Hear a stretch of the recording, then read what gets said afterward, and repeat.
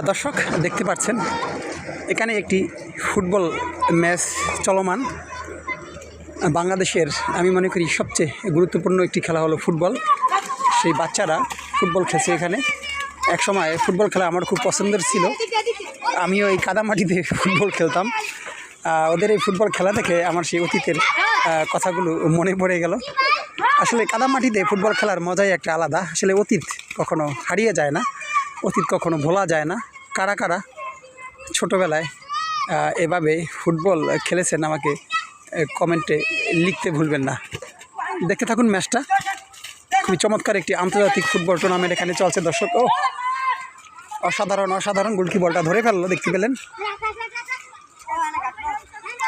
দাও কিক করো।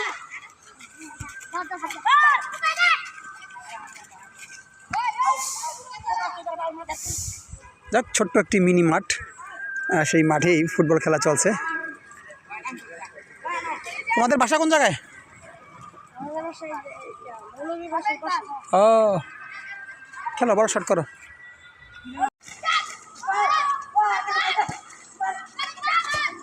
এই রে